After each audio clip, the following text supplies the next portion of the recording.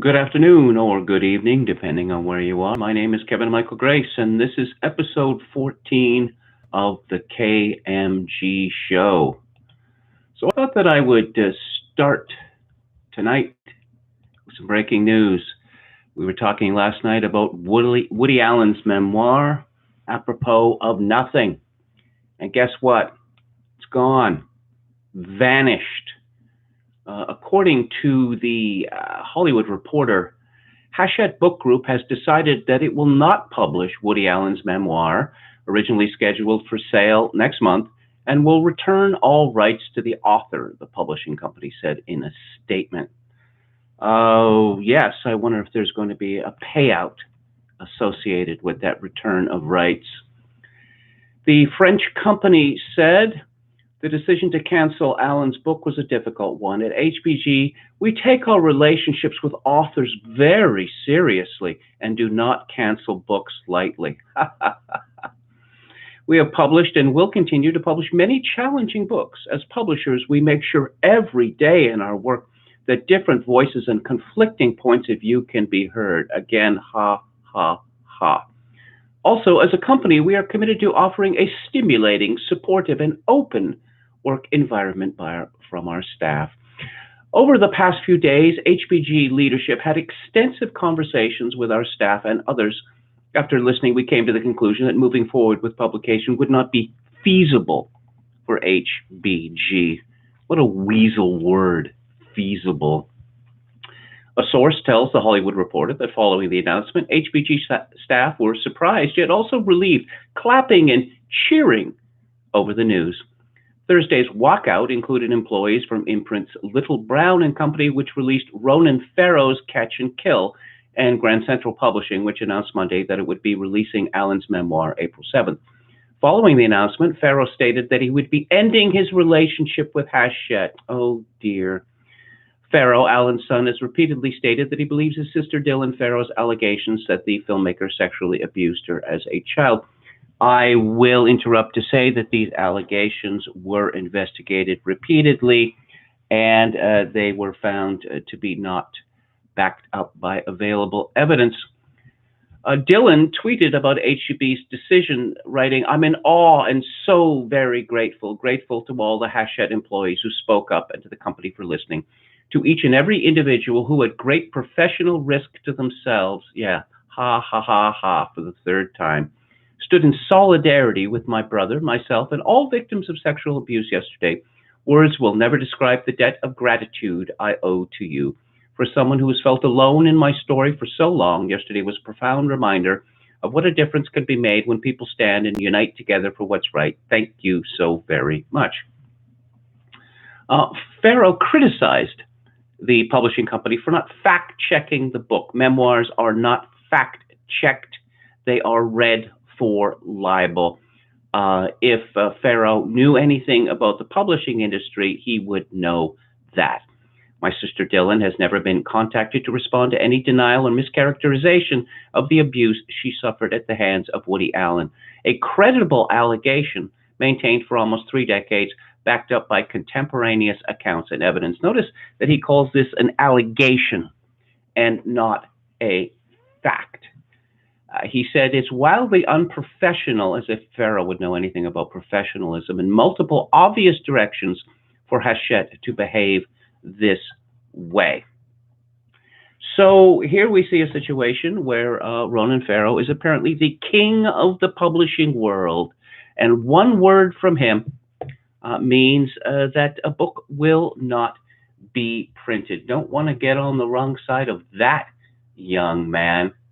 That could be very unpleasant indeed. Someone called Franklin Leonard, who is associated with the Blacklist, that sounds ominous, said Woody Allen has every right and ability to self-publish this memoir if he so chooses. Oh, self-publish. So does this mean that the publishing industry is united in deciding that Woody Allen will not be able to publish his memoir?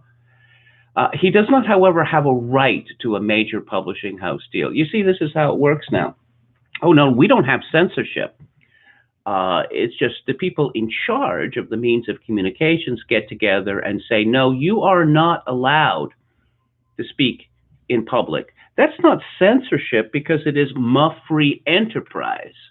Yes, Franklin Leonard writes, this is not censorship, and some of y'all need to stop acting like it is. Can we have enough of this? These people saying y'all as if they're in a rocker on the front porch, sipping a Coke, watching the world go by. This is cultural appropriation. There is no other way to discuss it. Let's have another media story, a more amusing one. And this has to do with a young woman called Mara Gay, who is incredibly a member of the New York Times editorial board. A Mediaite writes, pop quiz, what's 1 million divided by 1 million? If you answered 1, congratulations, you're officially better at math than an MSNBC anchor and a New York Times editorial board member. That's the takeaway from a bizarre moment on Thursday nights, the 11th hour, where host Brian Williams and his guest Mara Gay both failed to see the faulty math in a tweet that incorrectly claimed Mike Bloomberg could have repurposed his $500 million presidential ad campaign to give a $1 million check to all 327 million Americans and still have money left over. In fact, each American would have gotten $1.53. 327 million Americans. Well, if he gave them $1,000 each, then that would be 327 billion. Mike Bloomberg supposedly has a personal fortune, which I'm sure is not exactly all that liquid, of $60 billion. But this faulty math didn't let Williams and apparently his entire Asleep at the Switch production team from displaying and endorsing a completely wrong tweet, since deleted, from the blue-checked writer Mikita Rivas. Rivas, who was quickly deluged by online critics pointing out his mistake, protected his account soon after his flub got aired and cheekily amended his Twitter bio to read, I know I'm bad at math. Rivas tweeted, Bloomberg spent $500 million on ads. The U.S. population is 327 million. He could have given each American $1 million and still have money left over.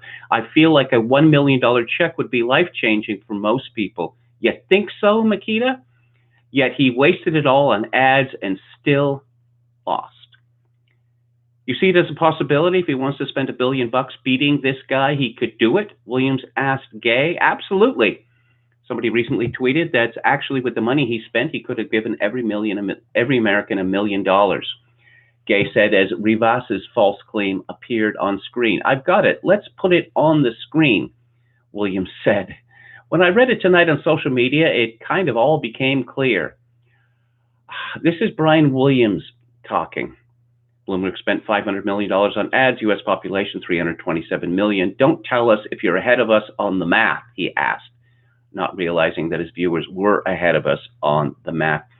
So, okay, 327 million Americans, add 3 zeros, then add another 3 zeros, because there's 6 zeros in a million.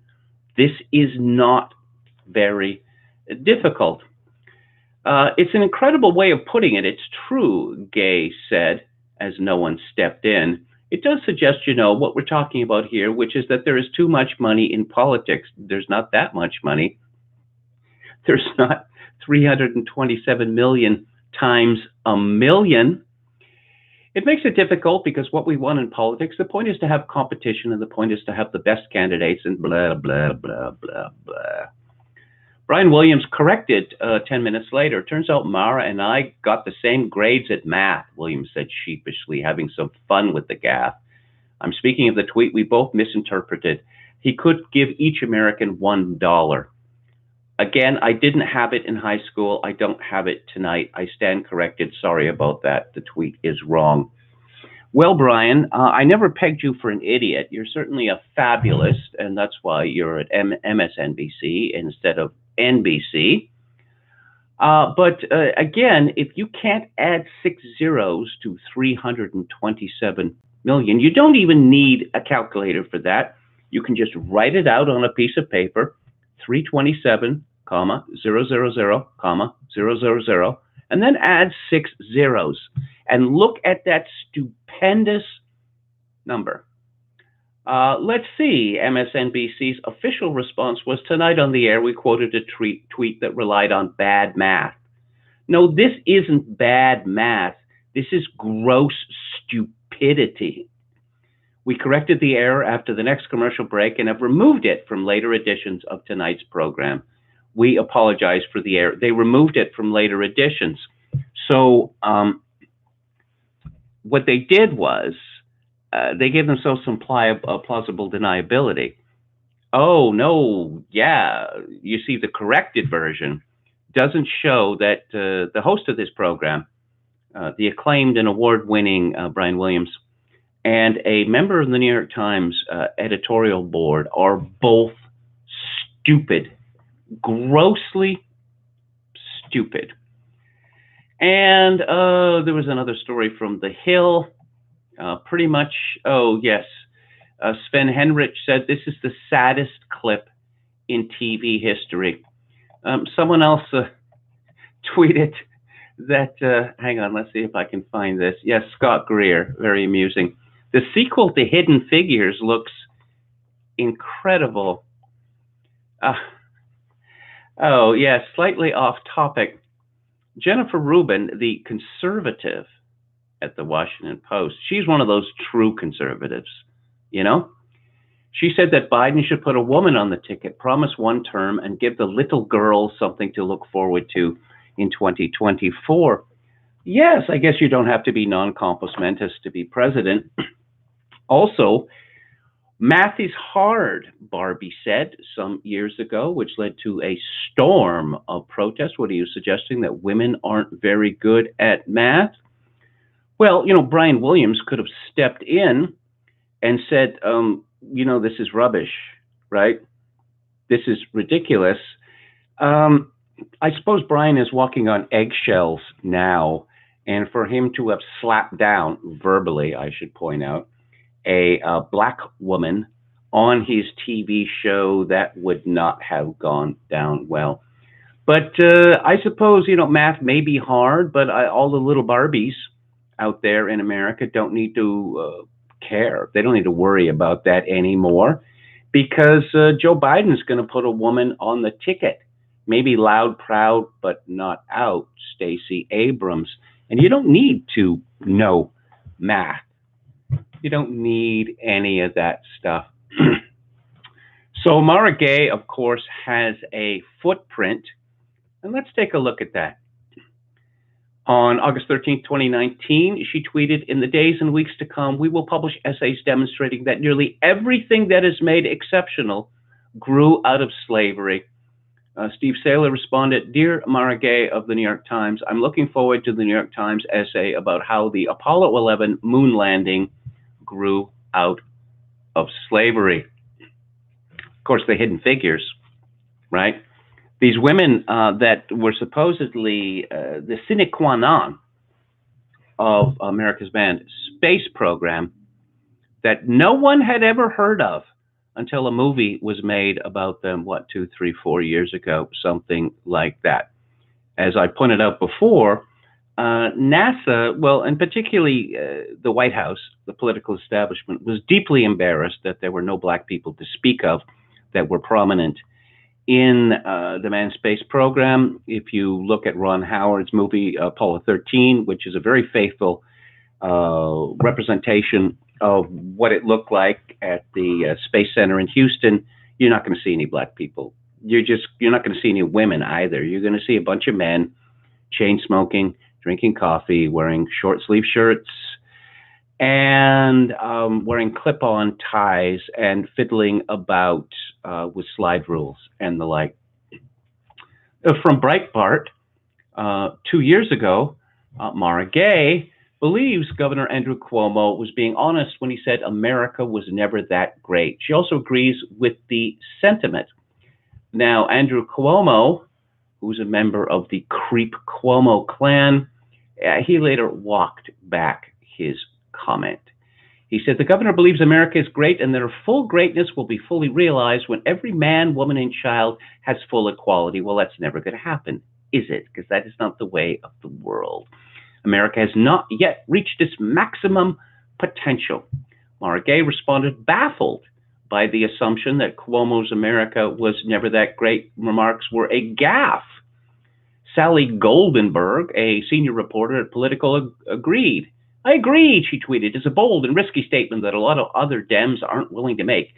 And he's got a very high-profile challenge on the left he appears to be concerned about. Seems uncomplicated. Gay replied, also rings as honest. Someone added that Cuomo's not great statement reminded him of what former First Lady Michelle Obama said in 2008 about being proud of my country for the first time. That's because they have a black president. Let's see. The governor of New York, he has a brother, Chris Cuomo, who is the famous Fredo at CNN. Don't call him that in person, though, because things could get ugly. And, of course, their father, Mario Cuomo, is also governor of New York. He was going to be president one day, but that never happened. I recall reading about Mario Cuomo. One of the many paeans to him when he was talked about as the next president was that I believe he went to a Jesuit school, and he was walking down a hallway in that school holding a cigarette. And one of the Jesuit fathers said to him, Mr. Cuomo, you know very well that smoking is not allowed on school grounds. And Mario Cuomo said, oh, but Father, I'm not smoking it. What a creep. So let's find out about Mara Gay and a publication called Earn the Necklace. I have no idea what that might possibly mean. 2 years ago, published facts to know about the conscientious and brave journalist. I read this and I thought, did a PR firm write this for her? Mara Gay is a familiar name to readers of the New York Times, as she has been writing some impressive articles lately on contentious issues that concern the people, especially in the realm of politics. She studied political science at the University of Michigan, and her hobbies include running and trying out new cuisines. She's a bug man. Her parents are in an interracial marriage and a constant source of inspiration for her. So if we're ticking the boxes, she's female and she's black, but interracial parents, so that's got to be another tick, right? Let's see. She joined the New York Times in April 2018 and has made a mark with her incisive, in-your-face, and honest writing. She covers the greater New York City area on her beat. And here is a picture of her on Twitter in front of a church, a cathedral, one would gather. In Italia, folks, ciao. And we all know the meme that when a man posts a picture of some object he wants to be seen, there's the object. A woman does, there's her smiling face right in front of the object, because I'm the important thing here. Before translating to the New York Times, she worked as a reporter for the Wall Street Journal for 5 years. She was the City Hall bureau chief for that prestigious publication. The Wall Street Journal, of course, is a newspaper primarily about finance. And I would have thought that it'd be necessary to be able to take a number like 327,000,000 and add 6 zeros to that, and understand just how stupendous a number that is. She started her journalism career in September 2008 as a staff editor and fellow at the Atlantic Wire. Wow, she started at the Atlantic. How about that? It's as if she had been talent spotted for some reason. I'm sure the ticks had nothing to do with it. She then joined AOL News as a breaking news reporter in January 2010 and remained there until May 2011. Working at AOL was a great learning experience for Gay, as she was busy with reporting original news stories and aggregated content. She then worked as a national enterprise reporter for the Daily for a year and a half. Now, I kind of get the impression here that she is one of those people who fails upward, because the next paragraph says before joining the Journal, she also had a 4-month stint at the New York Daily News as a City Hall reporter. And it mentions that she runs, she's a philanthropist. How is she a philanthropist? Well, she has run 2 New York-based half marathons and raised over $3,000 to support the Leukemia and Lymphoma Society through the Team in Training exercise. She has a fondness for food. Well, of course she does. She grew up in Westchester County and Brooklyn, the main streets of Westchester County, and currently lives in Brooklyn today. Of course she does. Whenever she has time off from her hectic work schedule, she spends it happily indulging in her favorite activities like running. There it is again. Trying out new kinds of cuisine. There it is again. She likes to eat, like most people, and regularly using the city's bike share program. Her parents have an interracial marriage. Ooh. People who have met Gay marvel at the passion she has for her work and bringing important issues to the attention of concerned stakeholders. Ugh, loathsome, dread word. She gets it from her parents, who are 2 of the biggest influences in her life. Her parents are in interracial marriage and have faced much discrimination and problems all their life due to it. Have they now? Gay's written about her parents' unique love story, which began when they met in Detroit, one of the most segregated cities in the U.S. at that time. Gay's mother, Patricia, is white and her father is black, but the couple fell in love and decided to marry each other despite fierce opposition from both their families and society. Today, of course, their marriage is legal in all 50 states, but their choices to love one another through such difficult times is a personal triumph for them and Gay herself. Again, let's see. It's 2020 now, and 1970, which you could say, the end of the civil rights movement. That was 50 years ago. I wonder if they have any personal tales of, segregated drinking fountains and the like. Perhaps her parents are 80 years old. And finally, Gay is a role model for young people of mixed race and all backgrounds in America, and has proved that a unique perspective on the world, as well as ability, intelligence, and hard work can get you the career and life you dreamed of. Yeah, yes. Let's see. Gay has achieved her objectives by committing herself to sharing the hard-hitting stories that matter most to readers, whether political or social. Mara Gay has gained that most important of things, respect. Yeah, has she now? I think that respect kind of evaporated yesterday. Oh, by the way, she has not taken her Twitter account private, and she had something to say about this. And was it a groveling apology? Was it an announcement that she was taking some time off?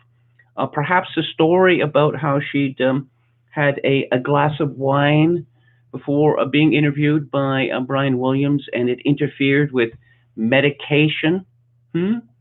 Perhaps she's suffering from Lyme disease. No.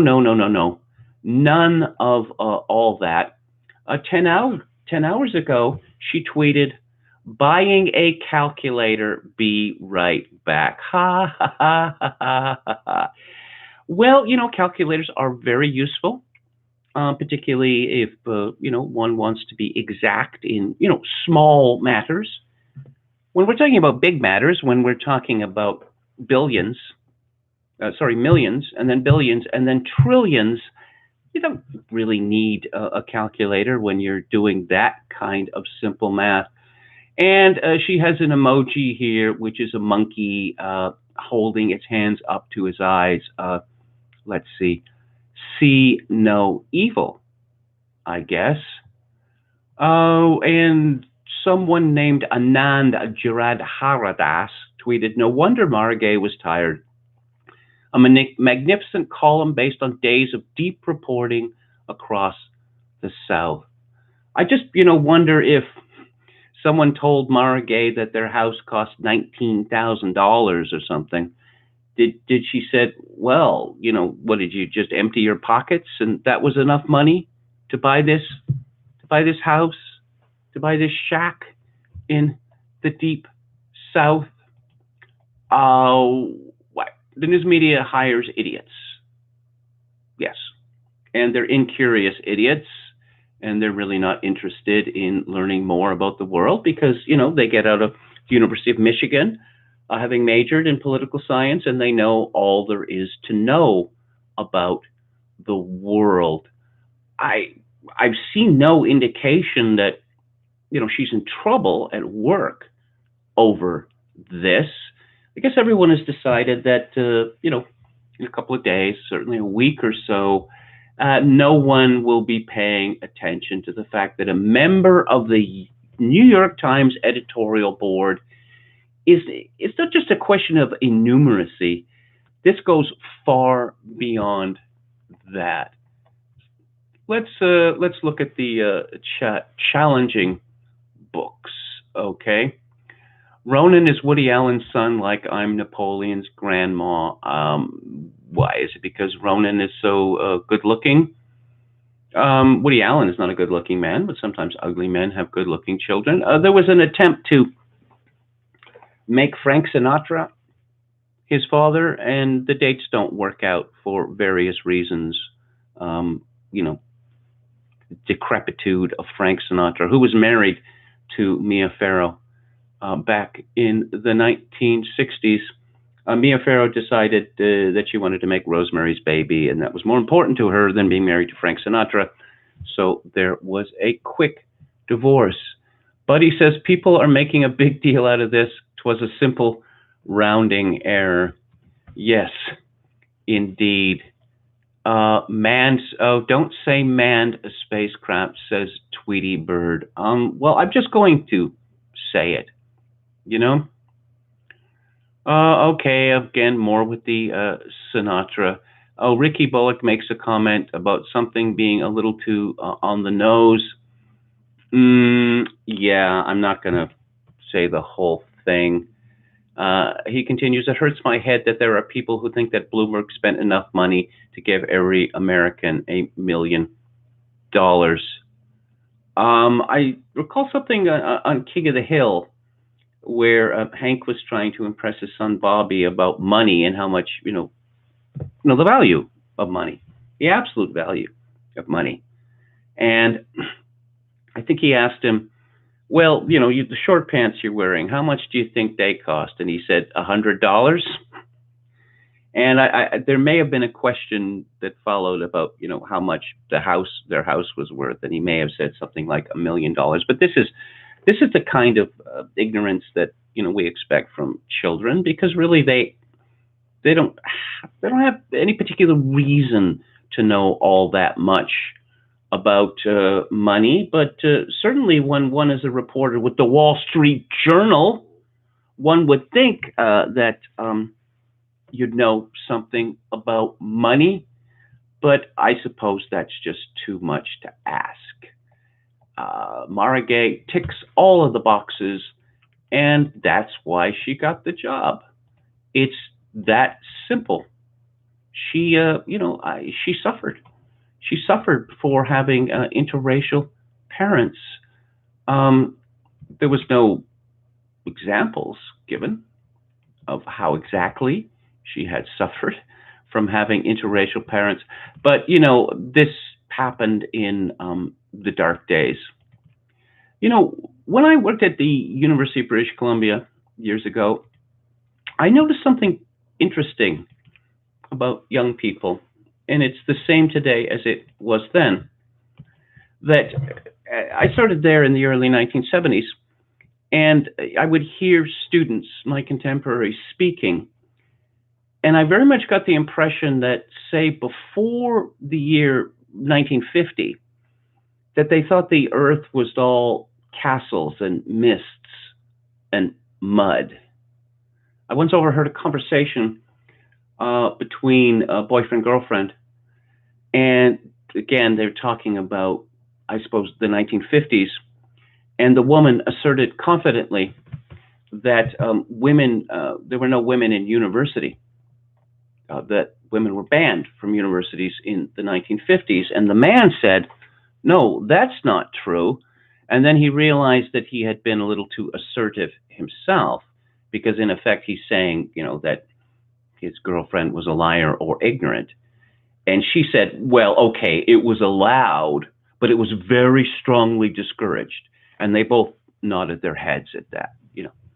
They'd found some common ground. And, with someone like Mara Gay, who I'm guessing is, in her late 20s, that, say, before the year 2000, or certainly before the year 1990, it was all, mud and mists and castles. That, before 1990, how many people had personal computers in their home? There were no cell phones. There was no social media. You call that civilization? Honestly, why should anyone be interested, in a time before there was smartphones or social media? And, I'm exaggerating, but seriously, I really do get a very strong impression from a great deal of millennials that, as Henry Ford said, history is bunk. He meant it in a somewhat different way. But why would anyone need to know anything that happened, before I was born? Because that's boring. I wasn't in the world then, so how important could it be? Well, it's Friday, and what does Jim Kunstler have to say? Well, he starts off with politics. They're kidding, right? Joe Biden, the former vice president and U.S. champion influence grifter, came back from the dead this Super Tuesday to save the Democratic Party from Bernie Sanders' Venezueling what's left of America after you subtract our awesome debt loads. Things that come back from the dead, of course, are generally not high-functioning, for instance, zombies. Isn't that exactly what the party has got now in the person of front-runner Zombie Joe? They are kidding for sure, kidding themselves, for which they practiced tirelessly the past 3 years with Russiagate, Muellergate, Impeachmentgate, and sundry extra delusional hustles, including sanctuary cities, cancel culture, the Green New Deal, free everything, and the transsexual reading hour. So now they're pretending that Joe Biden is capable when his every utterance suggests that he is gone in the head. That will work for about a week, I reckon. Something hilariously idiotic will come out every time he mounts a podium, unless his handlers duct tape his pie hole. And now that the spotlight is off that distracting crowd of also-rans, the cameras and iPhone recorders will catch his every gaucherie, as for instance when he declared in New Hampshire recently to a rally audience of ordinary non-millionaire voters, guess what? If you elect me, your taxes are going to be raised, not cut. It's on video. Smooth move there, Joe. And then there is that giant anvil hanging over Joby's head in the form of an investigation into and possible prosecution for his shenanigans with son Hunter in Ukraine, including a money laundering trail featuring millions of dollars from Ukraine routed through obscure banks in Estonia and Cyprus to Hunter's own bank accounts. The Ukis have opened an inquiry, and the Senate Homeland Security and Government Affairs Committee under Ron Johnson is ready to subpoena Biden father and son. That is, if Senator Mitt Romney doesn't stand in the way of a vote for that, as he threatens to do, and he has an interesting motive to do that, since his former foreign policy advisor, ex-CIA agent Joseph Kofer Black, was on the board of the same Ukrainian gas company, Burisma Holdings, that employed Hunter Biden at $83,000 a month for years. I'll point out that, Donald Trump famously got a leg up in the real estate business from his father, Fred. That's typically how it works. There are very few self-starters out there who make something out of nothing. Lots of people get started in the business by others. Who was the fellow who gave Mitt his leg up in the business? It was a fellow called Robert Maxwell. Robert Maxwell was a Czech originally. His name was Jan Ludwig Koch, who came to Britain and became a very wealthy man. He died mysteriously. He either fell off a yacht or was pushed off a yacht or jumped off his yacht, which was named the Lady Ghislaine for his daughter, who was Jeffrey Epstein's procuress. Robert Maxwell was fated with the highest honors in Israel after his death. He was rumored to be a Mossad agent. He was also rumored to be an agent for Czech intelligence and for the KGB. What we do know for certain is that Robert Maxwell, was one of the great thieves of human history, having looted the Daily Mirror pension account for hundreds of millions of dollars. And that's the fellow who gave Mittens his leg up in business. Kunstler continues, if Zombie Joe is so obviously non compos mentis before he's even been nominated, what are the chances he'll be able to serve in office a year from now? Somewhere between zilch and nada, I'd say. So the latest scheme launched this week in chatter from progressive hopesterdom has Zombie Joe picking either Hillary Clinton or Michelle Obama as his running mate and then resigning soon after Inauguration Day, giving this Republic of First its first woman president at long last. This is what it's come to in our new politics of hustles and scams. Though every person over 7 years old would see through this dodge, what else have they got? Well, a brokered convention anyway. If Zombie Joe flops spectacularly in the weeks ahead just by showing up and running his mouth, leaving Bernie the last man standing, and the party appears dead set on thwarting Bernie by any means necessary, it's not impossible that the Dems could rustle up some dark horse candidate in a back room of the Milwaukee Convention Center. I can't think of anyone just now from, say, the governor's mansions across the land. Just imagine if they tapped someone from Congress, such as that lying caitiff Adam Schiff. What opportunity for sport he would present. More likely, they'd draft some Hollywood celebrity, George Clooney, Oprah, Morgan Freeman.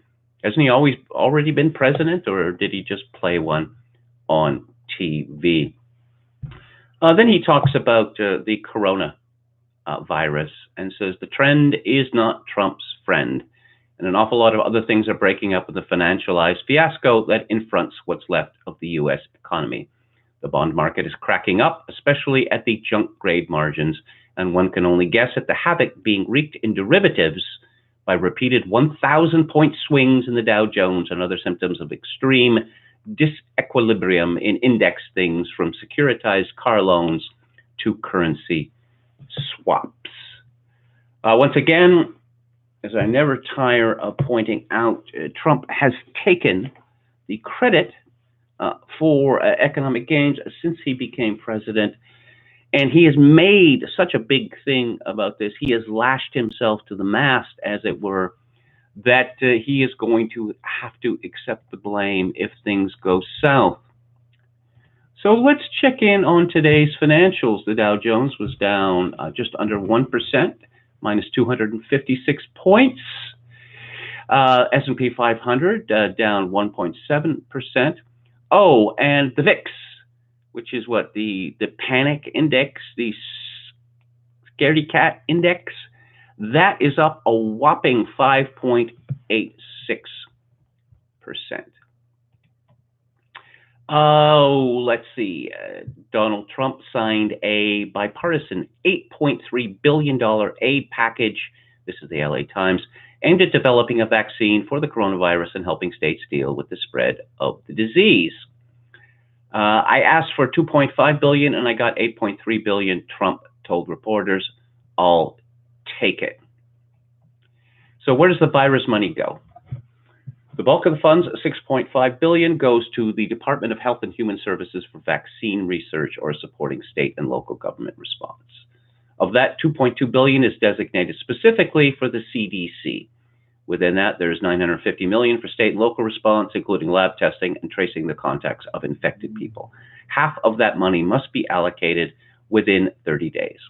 The $6.5 billion for Health and Human Services also includes more than $3 billion for research and development of vaccines and diagnostics, and $1 billion to buy pharmaceuticals and medical supplies like masks and protective equipment. What got left out? The bill doesn't address some of the broad societal changes. What? That advocates have argued are necessary to stem the spread of the coronavirus, like expanded access to health care.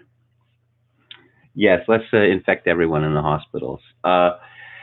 Yeah, how about broad societal changes like, I don't know, an end to globalism, an end to scale? Why don't we talk about those broad societal changes?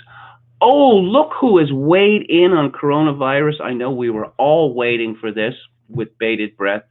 Chelsea Clinton and someone called Devi Sradhar have penned an op-ed for CNN. Under Trump, America is less prepared for a coronavirus outbreak. Well, she would say that, wouldn't she? Chelsea Clinton, the editor's note informs us, is the vice chair of the Clinton Foundation and teaches at the Mailman School of Public Health at Columbia. But this woman, she is not a medical doctor. Oh, never mind that. She completed her DPhil in International Relations at Oxford, examining the first decade of the Global Fund to fight HIV/AIDS, TB, and malaria. Devi Sridhar is a professor at the University of Edinburgh's Medical School and holds the chair in global public health. Let me check here. Is this woman an MD? I'm just assuming she is. I mean, she must be, right? Okay, she has a bachelor's degree in medicine from the University of Miami. She was a graduate student at Oxford, where she was awarded, wait for it, a Rhodes Scholarship. How about that?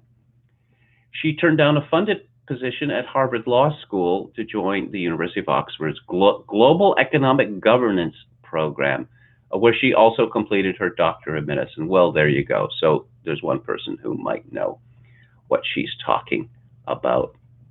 I have absolutely no interest in what Chelsea Clinton would have to say on any subject whatsoever. Tucker Carlson has a savage evisceration of her. Well, of course, all eviscerations are savage by their nature. Sorry about that pleonasm.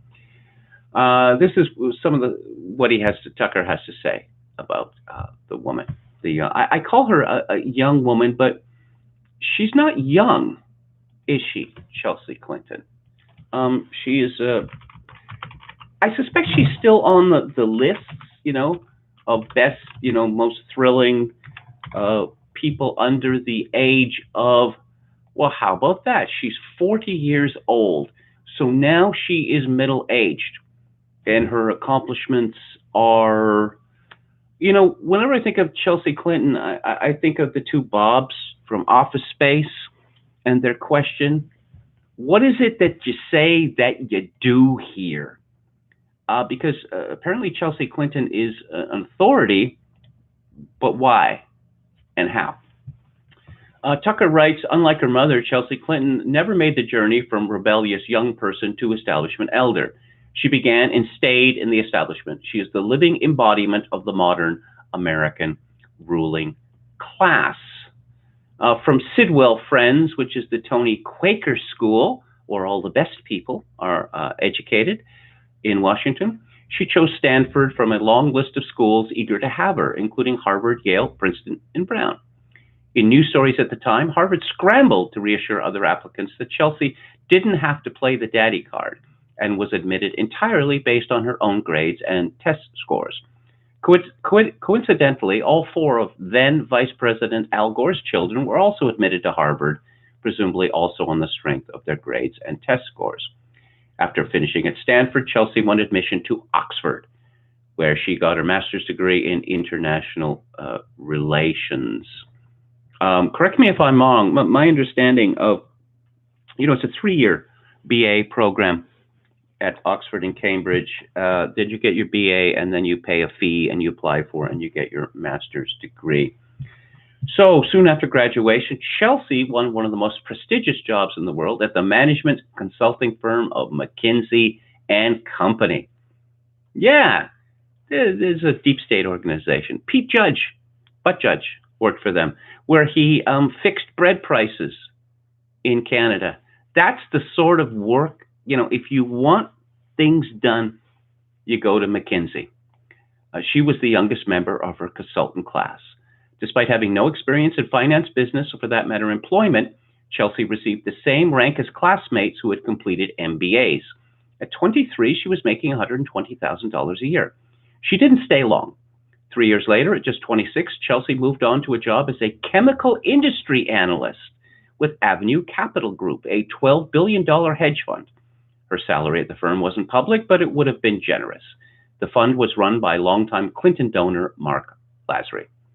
Looking back in a 2014 interview, Chelsea downplayed the financial benefits of all this. She described her early jobs as a process of self-discovery, a kind of metaphysical experiment that allowed her to shed materialism and ascend above the sad wage chasers around her.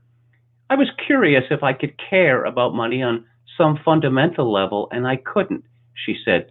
That wasn't the metric of success that I wanted in my life. You often hear that from rich people, that no, I don't really think about money all the time.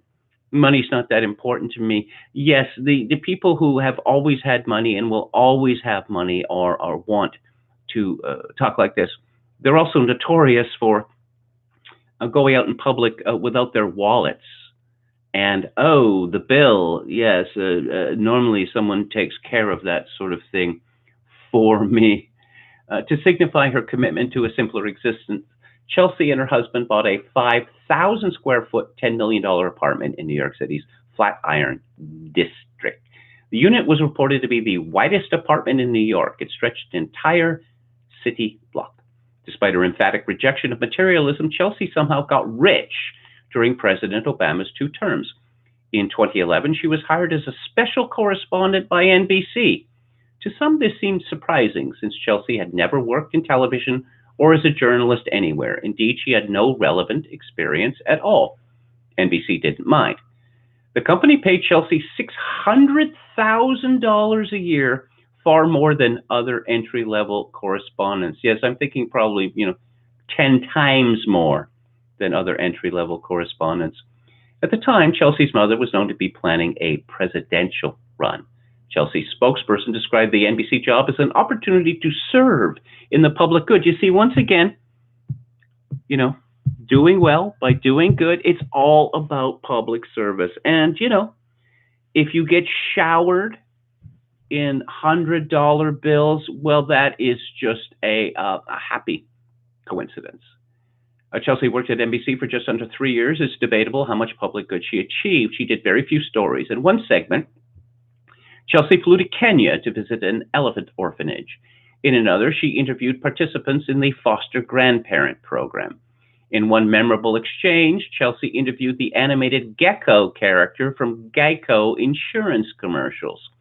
She asked the character whether he was recognized on the street. By the time she quit to advise her mother's presidential campaign, Business Insider calculated that Chelsea had appeared on the network for a total of just 58 minutes, less than 4 seconds a day. NBC paid her $26,724 for every minute she spent on the air. But television reporting wasn't Chelsea's only source of income. In 2011, while still an Oxford student, she joined the board of IAC Interactive Corp., the media conglomerate, which paid her $50,000 a year, roughly the average income of the average American household, plus $250,000 a year in company stock. IAC boasted that Chelsea's skills and background complement the existing areas of the expertise of the other board members. There was no mention of what those specific skills might be. There seemed to be consensus that Chelsea was among the most talented and deserving people in the world. It's also true that the chairman of IAC's board was Barry Diller, a longtime Clinton family donor and friend. Whatever Chelsea did on the board must have been impressive, because in the spring of 2017, Diller handed her another board seat at the travel company Expedia, where he is also chairman. The seat was created for her. It paid $45,000 a year plus an annual $250,000 in stock. Not bad for someone who rejects the principle of money. So she started making speeches. for money, of course. In 2015, the University of Missouri at Kansas City balked at paying Hillary Clinton's $275,000 speaking fee. Instead, the school paid Chelsea $65,000 for a brief appearance on campus. Look, these speeches. I don't know, unless they could, reanimate the corpse of George Washington and have him make a speech, or let's say Jesus returned. Who on earth is worth $275,000 for a speech? These are bribes, pure and simple bribes. Let's see, then Chelsea got a producing credit on a film about interfaith friendship, and of course, vice chair of the Clinton Foundation, her family's best nonprofit. Yes, nonprofit, for whom, one wonders. Officially a charity, the foundation had commercial uses as well. In emails leaked during the 2016 election, former Clinton aide Doug Band complained that Chelsea and her husband, Mark Mezvinsky, used the Clinton Foundation to solicit investments for Eagle Vale Partners, Mezvinsky's hedge fund. Unlike his wife, Mezvinsky never struggled to make himself care about money. Mezvinsky did, however, struggle to earn money. Eagle Vale attracted several $100 million in investments, including sizable sums from various Clinton donors. He used some of that cash to make huge bets on the future of the Greek economy. That turned out to be unwise, and the fund lost 90% of its value, and then it went under completely. Throughout Chelsea's years in the public eye, there have been rare critics who've sniped that she is the beneficiary of cronyism and nepotism. Oh, no, please don't say that. Some accused her of playing through life on the lowest difficulty setting without even realizing it. The media were not among these critics. They celebrated Chelsea as the stunningly accomplished, not to mention beautiful, woman they considered her to be. A 2013 profile in Parade magazine is typically, is that Parade magazine, is that still around? Quote, Clinton's concentration does not waver. She demonstrates a masterly command of the issues and swiftly zeroes in on crucial questions. Statistics roll comfortably off her tongue. Praise comes as quickly as critical suggestions. Wonky words like metrics and cohort fit naturally into her carefully constructed sentences. Tucker Carlson comments, if you graduated from high school, you might not consider words like metric and cohort advanced vocabulary. Editors at the New York Times disagree. The paper celebrated Chelsea for using the terms anathema and behemoth. The site Refinery 29 congratulated her for refracted. In 2014, Fast Company praised Chelsea as not only a fluent English speaker, but also a visionary innovator. Quote, Chelsea is as forward-thinking and open-minded as any Silicon Valley entrepreneur of her generation. Yeah, except here's the thing with entrepreneurs, that they are betting their lives for their inventions or new techniques or processes. Chelsea Clinton has bet nothing whatsoever, because she doesn't have to. In the months after the 2016 election, Chelsea didn't hide or retreat from public life. Forward-thinking entrepreneurs don't do that. Instead, she wrote a socially aware children's book, She Persisted, which she promoted on a 12-city tour. The publisher described the book as aimed at tiny feminists, mini activists, and little kids who are ready to take on the world. It's unclear how many children read it. Well, I'm sure Tucker Carlson knows about this, that there is a category of books which no one is going to buy. That, let's see, subventions are made to allow the publication of such books, which I suppose, they look good on the CV. I'm a published author, and I believe Chelsea Clinton has written something like 6 or 8 books. You've never read any of her books. No one's ever read any of her books. They are not meant to be read. So by the age of 36, Chelsea had been a scholar at Oxford, a top management consultant, a hedge fund whiz, a corporate director, a network television correspondent, a nonprofit executive, a published author, a documentary filmmaker, and a senior advisor to a presidential campaign. Short of winning the Victoria Cross for gallantry, there wasn't much left for her to achieve, so she became a public intellectual. The New York Times heralded her arrival her arrival on Twitter with a story of more than 1,000 words. Now on Twitter, Chelsea Clinton unbound. She was sarcastic and feisty. CNN said, freed from the constraints of her mother's political ambitions, Chelsea has taken to the medium, posting frequently and weighing in on current events with a distinctive, sometimes sassy voice America hasn't heard before. Have they not heard this voice before? Are there not plenty of people born into wealth who pretend to be, regular folk? It seems to me there's quite a lot of them. At BuzzFeed, celebrity editor Lauren Yapalater swooned with excitement. Recently, Chelsea has been addressing everything happening in our country right now with tweets that are both subtly shady and also just blunt. They are soul cleansing. Yes.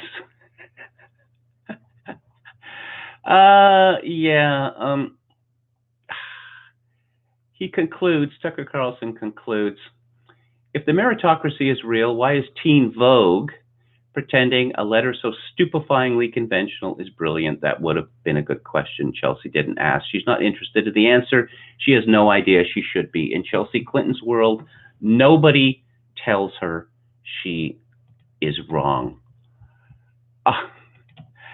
Of course, when is a Senate seat going to be found for her? I suppose they found one for her mother in New York State, a state that Hillary Clinton had nothing to do with. But back to coronavirus. From Business Insider, as the coronavirus spreads, one study predicts that even the best case scenario is 15 million dead and a 2.4 trillion hit to global GDP. This is from modeling from the Australian National University. In the low severity model, 2.4 trillion with an estimated death toll of 15 million. Now, in all of these estimations, which I've seen of death tolls, it's not made clear whether the people who are likely to die in this epidemic are people who would have had a high likelihood of dying anyway. For instance, people in their 80s. People in their 80s can just pop off at any time at all. They get a cold, it becomes pneumonia, they're out. They get influenza, ditto. They fall, they break a hip or an ankle, shock sets in, and they are quickly gone. I would like some explanation on that. So for the bigger picture here, let's go to William S. Lind. He writes, I've warned for decades that the future weapon of mass destruction is not the nuclear weapon, but the genetically engineered plague. The world now stands on the brink of its first experience with that new weapon. Whether the coronavirus now racing from China across the globe was created by intention or accident is not yet known.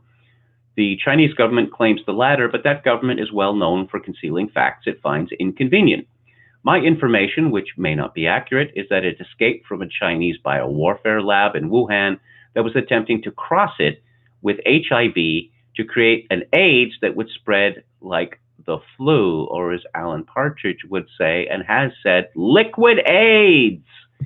We now know how to treat AIDS, but the drugs are very expensive. If the objective were to inflict an economic catastrophe on another country, such a bioweapon would do the trick. So far, it does not appear that the version that got out, its escape would be typical Chinese sloppiness as they cross. Only the carrier escaped the lab. If that proves true, we can all be thankful. Yes, and when I look at how sinister and overbearing the Chinese state is, and I consider its possible ambitions, I am indeed very grateful that the Chinese have proved themselves to be incompetent again and again. People walk down the hall in a mall, and the earth opens up in front of them, and they are swallowed. And everyone pretends that nothing has happened. Just look at pictures of Chinese street corners, and look at the wires. Try to count the wires. Why are there all these wires? Where are they going to? Has this been inspected? No, of course it hasn't been inspected. Anyway, Lynn continues, but either way, the coronavirus pandemic points to what is certain to come. In genetic engineering, we have created a monster that may well devour the whole human race, which is a good idea to ban genetic engineering, full stop, just to ban it. And oh, but you can't stop it. How about the death penalty for people who engage in it? There are some things that we were not meant to mess with, and this is one of them. I'm not talking just about what do they call the gray goo scenario. There are all manner of horrific things that could come about through genetic engineering. I'm reminded that the first nuclear chain reaction was performed at Soldiers Field in Chicago. Oh, because, they'd worked it out, so, nothing bad could happen. They could have done it in a cornfield miles away, but no, they did it, in the middle of America's second largest city. Such is the hubris of scientists. Lynn writes, we would do so well to remember that the medieval world, which contrary to what kids are taught in school was highly successful, was brought down by the plague, the Black Death. When you lose a third, half, or even two-thirds of your population in 6 weeks, everything falls apart. So what do we do about it? We have to face the fact that in the face of the new plagues, globalism is suicide. The only thing that works is quarantine. In the Middle Ages, some Italian towns saved themselves from the plague by a policy of immurement. Any house where plague appeared was bricked up with the people inside. The equivalent for us now is to shut down all international travel. No one may enter the United States without going through a period of quarantine. The current wisdom is that a 2-week quarantine is sufficient. That may change. With future genetically engineered plagues, that quarantine may have to be longer. In Thomas Hobbes' novel Victoria, entry into Europe requires a 3-month quarantine on Heligoland Island. Of course, anyone illegally attempting to enter the country and thereby avoiding quarantine must be shot dead. The United States is fortunate to have in Donald Trump a president who is likely to act and close our borders if that proves necessary in the case of the coronavirus, if it isn't already. Can anyone imagine any one of the Democrats doing that? Well, in my country, Canada, Justin Trudeau, our Prime Minister, has assailed knee-jerk reactions. Better to be safe than sorry? No, better to be sorry than to be xenophobic. Lynn concludes, this is the future, folks. Not one world, but many moats and drawbridges. Globalism is the chink in our armor, or perhaps going into a tournament without hauberk or cuirass. We will either armor up or listen to the cry in our streets, bring out your dead. David Stockman, who first became famous in the 1980s when he was working at OMB for Ronald Reagan, and he spoke out against trickle-down economics. He talks about the turbulent 20s, that the coronavirus is now exposing a far more deadly disease, namely the poisonous brew of easy money, cheap debt, sweeping financialization, and unbridled speculation that has been injected into the American economy by the Fed and Washington politicians. It has turned Wall Street into a dangerous gambling casino while leaving Main Street buried under mountainous debts, faltering investment in growth and productivity, and the hand-to-mouth economics of spending more than you earn.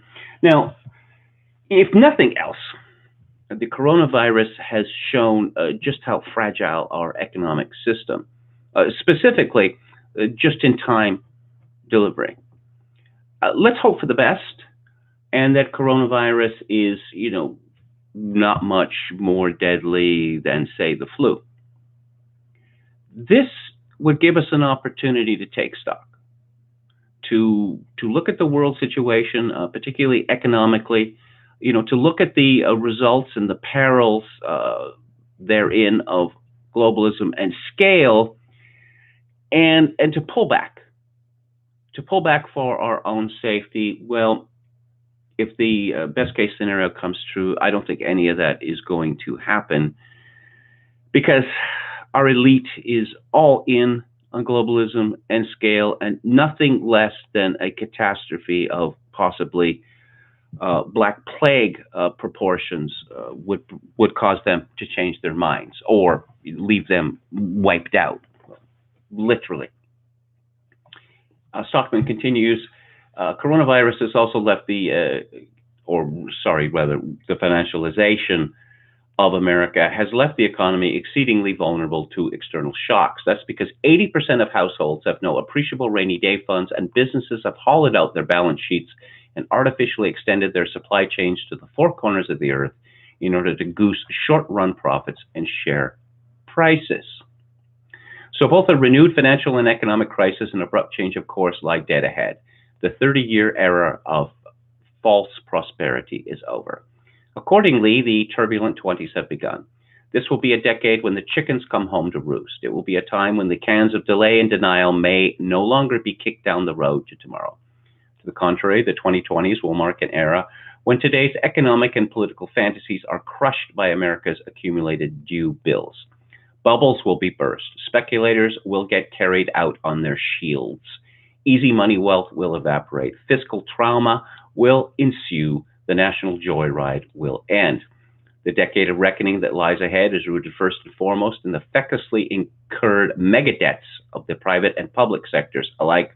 Together, they have soared to the staggering sum of $75 trillion, which is not quite the amount of money if Mike Bloomberg gave everyone in America $1 million.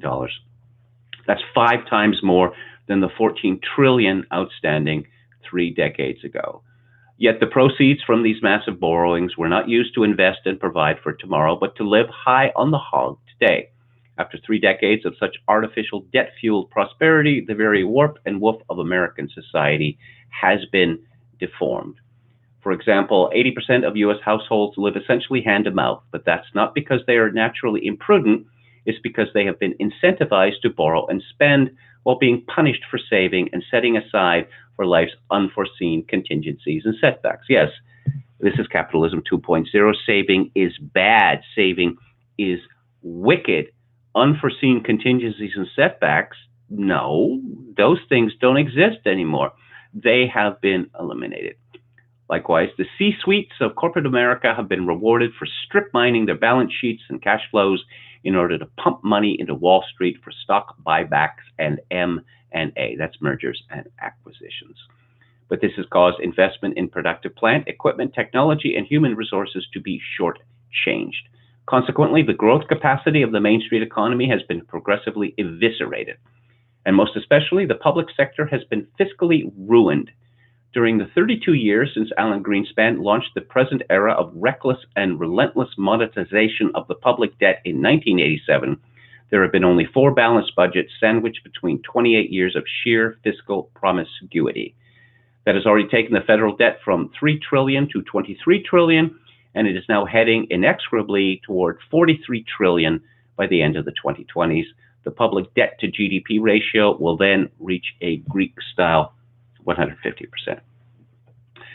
This is all very worrying, but I must point out that David Stockman is a declinist, a doom-monger, if you will, and he may well be justified, but is characteristic of such people to see current events as showing that they are right or that they will be right. Coronavirus could be the shock, Stockman reckons, to bring us back to reality. Maybe it will, maybe it won't be.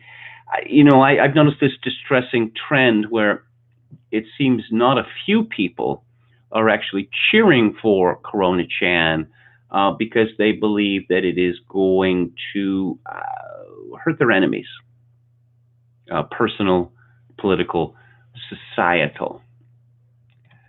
Finally, on this subject, on the big picture, Ryan Landry has an essay on Decay. Ryan Landry is the fellow who popularized the hashtag Whymerica a few years ago. He writes, currently Americans can look at any topical issue and witness institutional decay. Very few things work right compared to their preconceived idea of how they should operate. The entities are inefficient, are incompetent, or have strayed so far from the initial mission that they have forgotten their true purpose. There are a variety of reasons for this. The first is simply that institutions decay over time. The initial founder or founders are replaced by individuals without the same zeal, competency, or commitment to the objective as the founders had been. This is a feature because the traits and abilities selected for in founding a successful operation or entity are different than the traits and abilities that get selected for in one's rise up a corporate or organizational ladder. Carl Icahn bemoaned modern CEOs as the fraternity president. This would not be your best frat brother, but the president was the guy who enough people got along with and likely provided some booze or girls for the introverts. America's institutional decay has a physiognomy component. The faces looking at us in television interviews as health commissioners, bureaucrats, scientists, and politicians are plucked from the left's coalitions. Not the strongest of coalitions for competency per Spandrell's bio-Leninism, the left turned every single entity into a patronage program to reward everyone in their coalition to gain even more power. This could work when it was just marginal jobs, but not the entire organization. The Washington Metro's maintenance department has nearly derailed trains and killed passengers, all because the entire staff resembles a Joe Biden voter collage.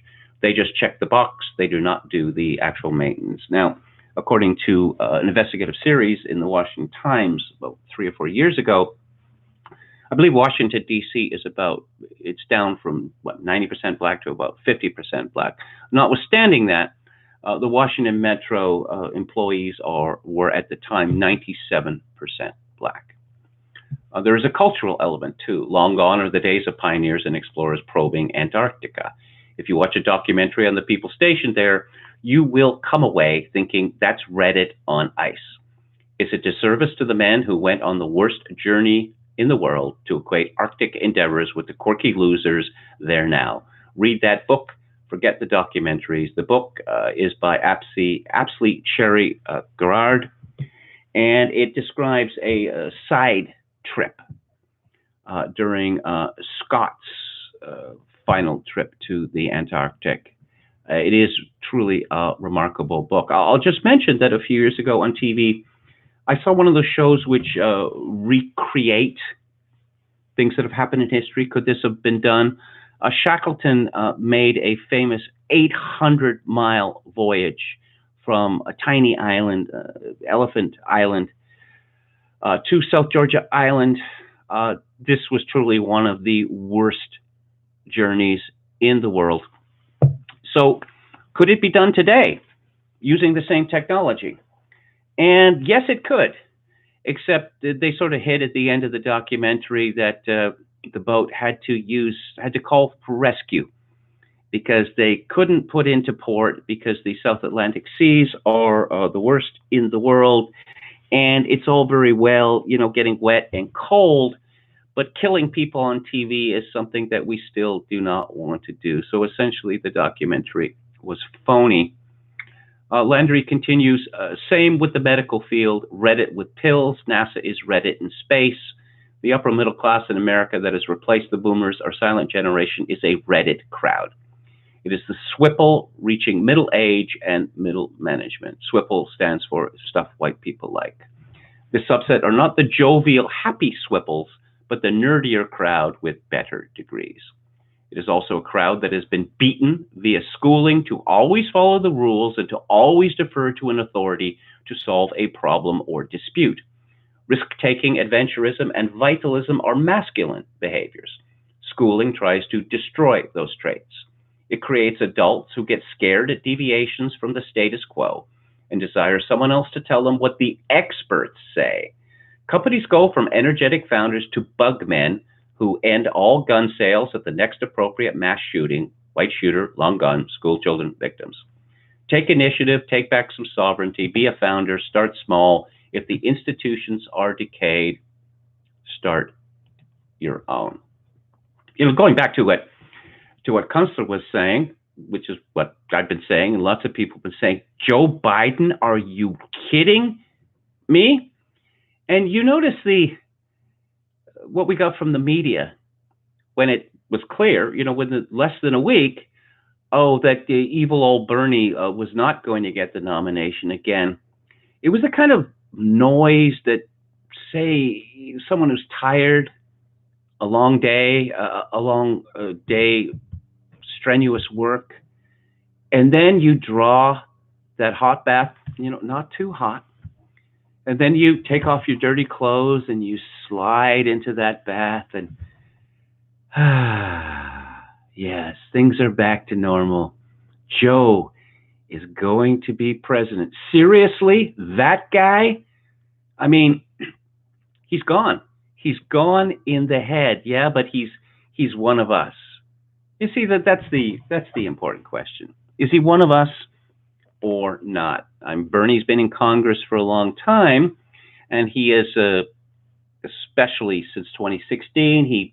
He dropped pretty much his anti-immigration policy. He tries to scramble on board to intersectionality, but you see, he can't be trusted. He is not one of us. But now we've got Joe, and the world is back to normal. Okay, let's see what's happening in the chat. Buddy says these days folks are reluctant to buy physical gold. It seems. I looked into that some years ago, and if you buy physical gold, what are you going to do with it? Are you going to keep it on your property? Because if you do, I guess you better build something within your house, that's reinforced, because gold is very, very heavy. And don't let anyone know that you have physical gold on your property, because you are inviting certainly being robbed and perhaps being murdered. Are you going to keep it in a bank vault? Yeah. And if you need to get the gold, how are you going to get it? If there's a panic, is the bank going to be open? Are they going to let you have the gold? Is the gold even there? People might be familiar with this phenomenon. What's it called? Rehypothecation, where this gold, which you supposedly owned, is loaned to people. It's traded out. It's sold again and again. People have reported that they have reclaimed their gold, and gold comes with serial numbers. And okay, this is for this ingot. Here's the serial number. It doesn't match the ingot I got back, so something shady was done with the gold. Are you going to, maybe you don't want physical gold. Maybe you're going to invest in gold funds. Well, is there a one-to-one relationship there between, the value of the gold and the value of funds? Gold is very tricky. I suppose, you could keep coins, but again, don't want people to know about it. Okay, KMG Fanbot says you need some trusted wrench holders, some more, and we'll get your channel shut down because of the comment. Serious man. Okay, yes, I'm going to write that down now. And today is Friday, and let's see what I can do over the weekend. You're not doing night gardening, Kevin. I don't really know. That's Bernard Brightson. I don't really know what that's. What's that in reference to? Chinese tungsten gold. Well, yeah, that's a problem as well. That there have been incidents of gold being hollowed out, replaced by something of similar weight. I gather there are tests for that. John Miller says rehypothecation is dangerous. Is basically an empty promise, a huge gamble. Yeah, that is absolutely true. And I wrote about the gold industry for several years, all aspects of it, from mining on up. And of course, at that time, in the years immediately following the 2007-2008 disaster, the gold bugs were really riding high. And that, gold was a true currency. Well, it is, as opposed to paper money. And that the price of gold is going to reflect that, and that didn't happen. And one of the reasons it didn't happen is because the elite will not allow it to happen.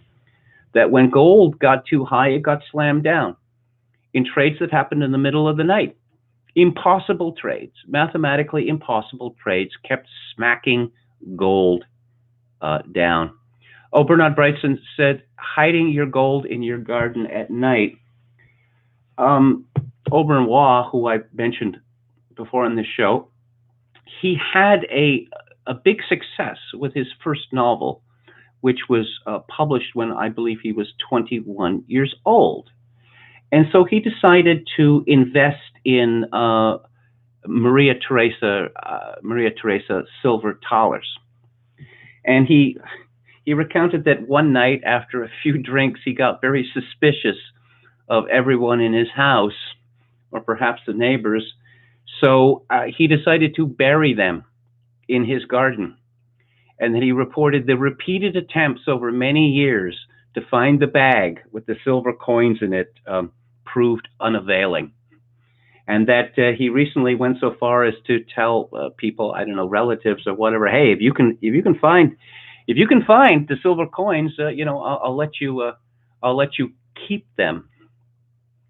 KMG Fanbot, I personally have been buying dimes of late. Silver dimes? I'll tell you a story. Many years ago, after I first started working, I was my job was looking after the Xerox machines, tending them, and collecting the money, and taking them to the head office of this institution. Now it's funny because I was carrying the equivalent, in a leather pouch. I was carrying the equivalent of, I don't know, somewhere between $5,000 and $10,000 in today's money, and it was such a high trust society that I lived in at the time that there was never any thought to providing security for me, or to have, a Brinks truck, say, show up and collect the money, because, who was going to rob me? But one of the people that I worked with, a senior person, a woman, she said, so you come across all of these dimes in the machine? And I said, yes, I do. And Canada had not long before that eliminated the silver from its dimes, because actually the dimes were worth more than their face value because of the silver. And she said, how about if you collect the silver dimes, and I'll trade you money for that. So I said, I was young and naive, stupid, and I said, yeah, sure, okay. I wanted to be agreeable as well.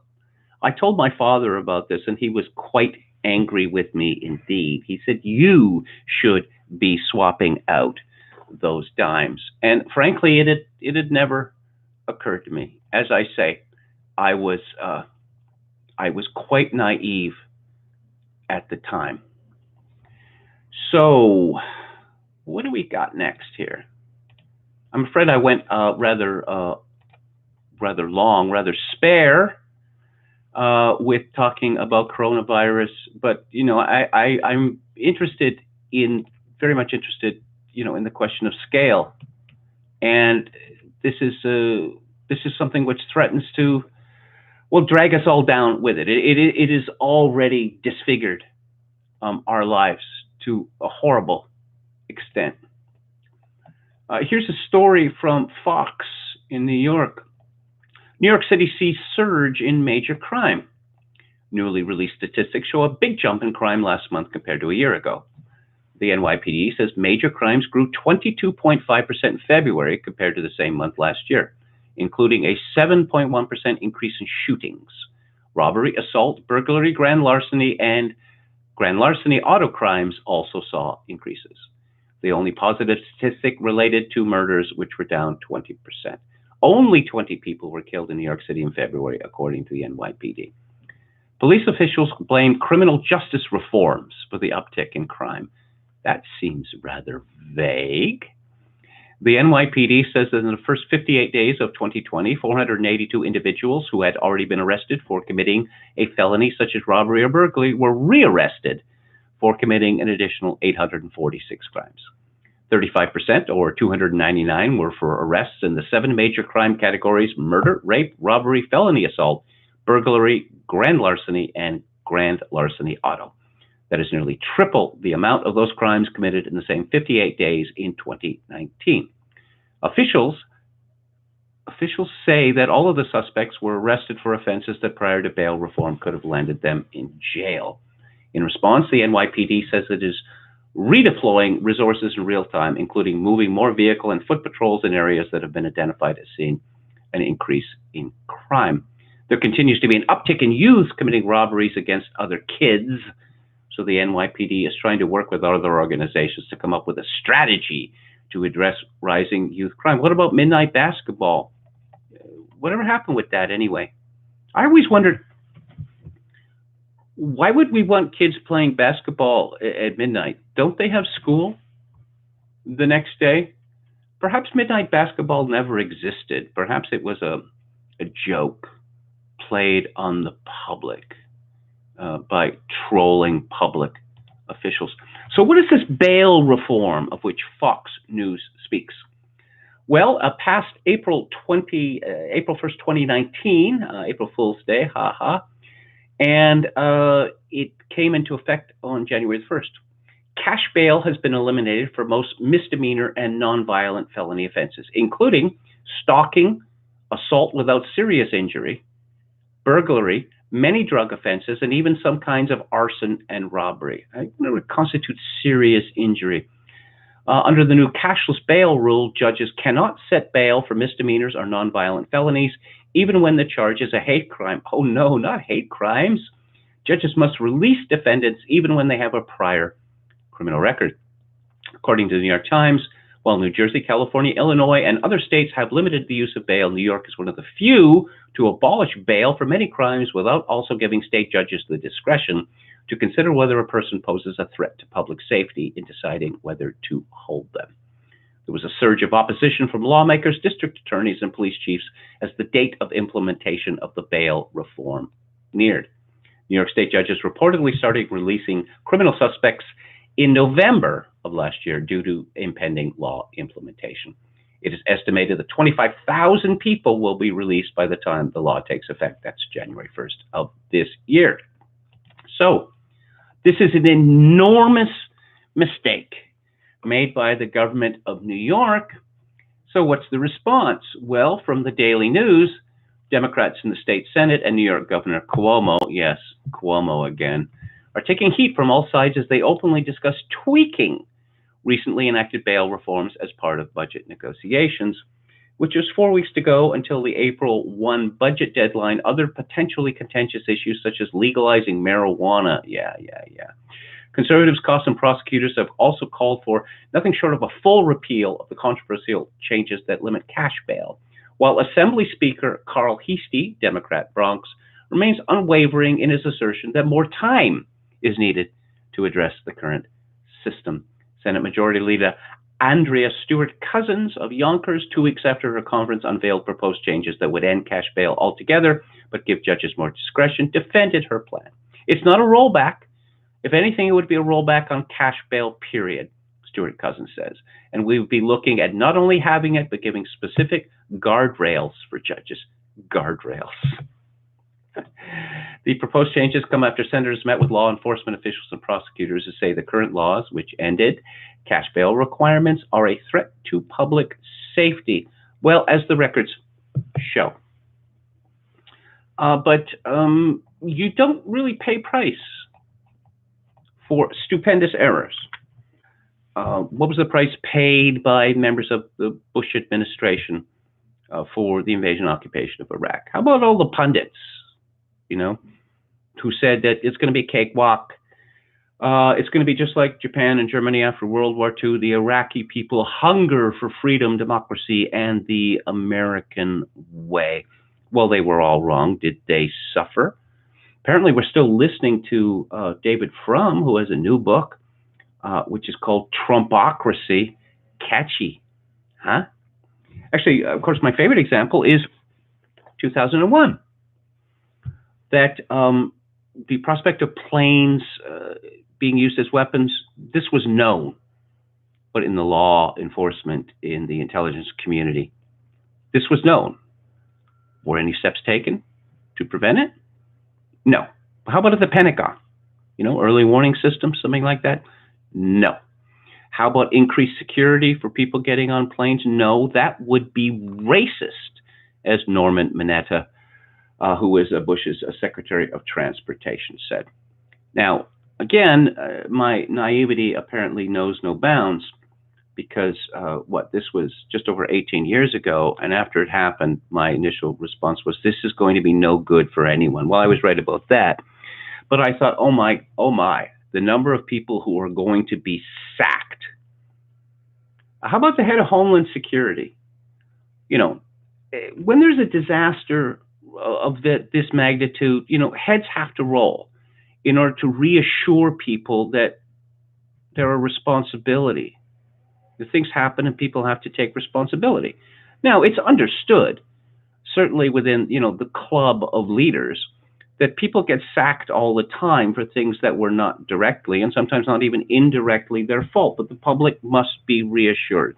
As far as I could tell, no one lost his or her job over 9/11. And don't think that the elite did not notice this. Because essentially, what this meant was carte blanche. We can do whatever stupid thing we want. We can be as inattentive or irresponsible as we want. What are going to be the consequences? Not even a blotted copybook, as they used to say. No, I mean, shit happens, right? It's what the kids used to say years ago. And that's the way our world is run now. I'm going to move into the book club, happier subject. The book it came out in 1892, and it is called The Diary of Nobody, and it is by George and Whedon Grossmith. This book has never been out of print. The current Penguin Classic edition has the original very good illustrations, so I would recommend that. George Whedon did all sorts of things. He was a court reporter for the Times and other publications. And then he got into amateur theatrics and then into professional theatrics. And he was one of the lead actors in the D'Oyly Carte troupe. He played Sir Joseph Porter in HMS Pinafore, the Major General in the Pirates of Penzance, and Coco in the Mikado. There is a representation of him in Mike Leigh's movie Topsy Turvy. George Grossmith also wrote for Punch, the defunct magazine, which was a staple of English comedy for over 100 years. His brother Whedon Grossmith was he was an illustrator, and he did all sorts of things. He was also an actor. And what is this book about? Well, it's a satire. It's a satire of late Victorian England. And it is fascinating as a sociological document, amongst other things. Because if you read this book, you can see that England is changing greatly. That there is all this ferment. Queen Elizabeth was queen from 1837 to 1901. Edward VII became king in 1901 and ruled until 1910. Edward VII was a louche figure. He had innumerable mistresses and apparently sired innumerable bastards. He had no money. The royal family was effectively broke, and thus he was forced to associate with shady characters. And the Edwardian era is a louche, high-flying era. But we get intimations of this in the diary of a nobody. It is about a man called Charles Pooter, who is a bank clerk. And he announces that at the very beginning, why should I not publish my diary? I have often seen reminiscences of people I have never even heard of, and I fail to see, because I do not happen to be a somebody, why my diary should not be interesting. My only regret is that I did not commence it when I was a youth. Charles Pooter, The Laurels, Brickfield Terrace, Holloway. And this is at a time when, Holloway was a suburb of London. It hadn't been swallowed up. There's references to Peckham and to Rye and to other places in London, which are just have been London for decades and decades. But around the turn of the century, there was much of Greater London that was still rather bucolic, one might say. But this is a satire of suburban attitudes. Charles Pooter is a nobody, but the satire directed at him is really a very gentle satire. And the story of Pooter and how he ends up, to quote Hilaire Belloc in his poem Charles Augustus Fortescue, is a story that shows what everyone might by simply doing right. And Charles Pooter is a man of convention. He is a man of manners, of good manners. He is a man who does the right thing and never does the wrong thing. And he's very anxious at what he sees as the destruction of manners in his own time, particularly as represented by his own son, who was christened William, but has decided to use his middle name as his Christian name, and his middle name is Lupin, lupin being a flower. You saw in the 1890s in England the rise of the so-called decadent movement. Oscar Wilde, Aubrey Beardsley, the Yellow Book. But of course, the Yellow Book was so popular that Evelyn Waugh's father, the very respectable managing director of Chapman and Hall, contributed. You see the rise of aesthetics, both highbrow and lowbrow. You see the rise of mania for theatrics, professional theatrics, and for amateur theatrics. And you see the rise of the swells, that the Victorian era was characterized by public modesty, that the rich did not boast of their riches. It was an era of noblesse oblige. The Victorians are mocked now, but the Victorians made great strides in imposing the lives of the least fortunate in society. They also made great strides in engineering and sanitation, such that longevity for the average Englishman soared. That in comparison, on the book club some weeks ago, I talked about Lucy Moore's book, The Thieves Opera, which was set in London. Well, it's a nonfiction work. Set in London in the early 18th century, which I described as a libertarian paradise or nightmare, where there is no noblesse oblige, there is no oblige of any kind whatsoever. It was sauve qui peut, save yourself if you can, and try to get rich along the way. The Victorian era was a reaction, a very healthy reaction to the decadence and excesses of the earlier era. But, an era lasts as long as Victoria's does, and it becomes, ossified, and it becomes a figure of fun. People chafe at the restrictions, And everyone around Charles Pooter seems to be chafing at the restrictions.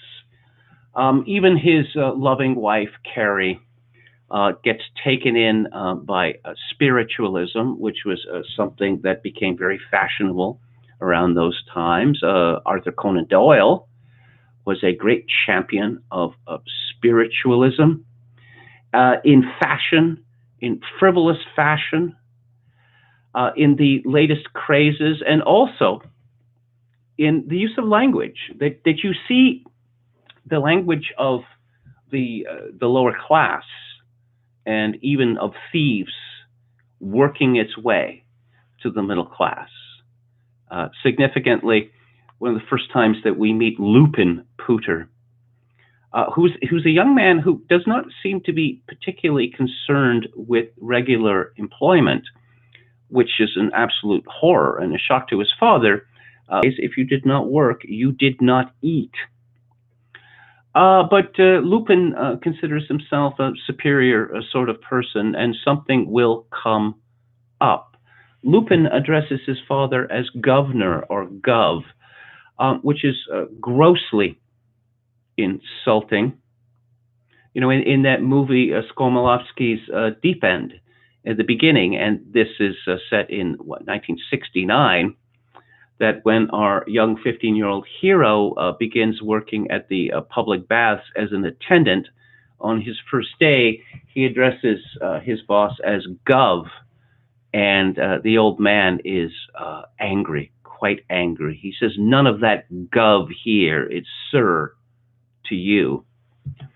But one of the things that's most amusing about the Diary of Nobody is that Charles Pooter seems to become, a stranger in his own house. It is a rented house, the Laurels, and this is an old middle class tradition, which is still carried on by some, of people giving names to their houses. Now that it's not given a name because the building is of any historical circumstance. It's just the house is given a name in order to make it seem more homey. Pooter is a clerk, and he's been working 20 years at a banking firm. We don't get very much in the detail about Pooter. We're not told about his family. We are not told where he was schooled, at what kind of school. We just know that he is a member of the middle class who is grateful for his employment, and he is grateful for his employer, Mr. Perkup, who seems to be kind, a good master, as he calls him. The comedy in The Diary of a Nobody is the constant humiliations that Pooter suffers, social humiliations, and also physical mortification. Not serious, but he's constantly bashing his head, or having his head bashed, or getting an elbow in his head, or tripping over something, or tearing his clothing, or having his clothing spattered with mud, or with ink, or with paint, or whatever. And of course, humor resides in bringing home reality. This. What do they say about not punching down? Well, humor is always punching down. Because people have a higher opinion of themselves than they deserve. Even a nobody like Charles Pooter, who calls himself the master of the house, but he finds it all slipping away from him. And I'm just going to read a little bit from the book to give you a flavor of Charles Pooter. I'll read from the very beginning. My dear wife Carrie and I have just been a week in our new house, the Laurels, Brickfield Terrace, Holloway. a nice six-room residence, not counting basement, with a front breakfast parlor. We have a little front garden, and there is a flight of 10 steps up to the front door, which, by the by, we always keep locked with the chain up. Cummings, Gowing, and our other intimate friends always come to the little side entrance, which saves the servant the trouble of going up to the front door, thereby taking her from her work. We have a nice little back garden which runs down to the railway. We were rather afraid of the noise of the trains at first, but the landlord said we should not notice them a bit and took £2 off the rent. He was certainly right, and beyond the cracking of the garden wall at the bottom, we have suffered no inconvenience. After my work in the city, I like to be at home. What's the good of a home if you are never in it? Home sweet home, that's my motto. I am always in of an evening. Our old friend Gowing may drop in without company, so may Cummings, who lives opposite. My dear wife Carolyn and I are pleased to see them if they like to drop in on us. But Carrie and I can manage to pass our evenings together without friends. There is always something to be done, a tin tack here, a Venetian blind to put straight, a fan to nail up, or part of a carpet to nail down, all of which I can do with my pipe in my mouth, while Carrie is not above putting a button on a shirt, mending a pillowcase, or practicing the Sylvia Gavotte on our new cottage piano on the 3-year system, manufactured by W. Bilkson in small letters, from Collard and Collard in very large letters. It is also a great comfort to us to know that our boy Willie, later Lupin, is getting on so well in the bank at Oldham. We should like to see more of him, as they shall. As for my diary, April 3rd, tradesman called for custom, and I promised Farmerson the ironmonger to give him a turn if I wanted any nails or tools. By the by, that reminds me there is no key to our bedroom door, and the bells must be seen to. The parlor bell is broken, and the front door rips up in the servant's bedroom, which is ridiculous. Dear friend Gowing dropped in, but wouldn't stay, saying there was an infernal smell of paint. April 4th. Tradesmen still calling. Carrying being out, I arranged to deal with Horwin, who seemed a civil butcher with a nice clean shop. Ordered a shoulder of mutton for tomorrow to give him a trial. Carrie arranged with Borset, the butterman, and ordered a pound of fresh butter and a pound and a half of salt ditto for kitchen and a shilling's worth of eggs. In the evening, Cummings unexpectedly dropped in to show me a meerschaum pipe he had won in a raffle in the city, and told me to handle it carefully, as it would spoil the coloring if the hand was moist. He said he wouldn't stay, as he didn't care much for the smell of the paint, and fell over a scraper as he went out. Must get the scraper removed, or else I shall get into a scrape. I don't often make jokes. Later, as we find out, Pooter is constantly making jokes, and the jokes are dire. April the 5th, 2 shoulders of mutton arrived, Carrie having arranged with another butcher without consulting me. Gowing called and fell over scraper coming in. Must get that scraper removed. April 6th, eggs for breakfast, simply shocking. Sent them back to Borset with my compliments, and he needn't call any more for orders. Couldn't find umbrella, and though it was pouring with rain, had to go without it. Sarah said Mr. Gowing must have took it by mistake last night, as there was a stick in the awl that didn't belong to nobody.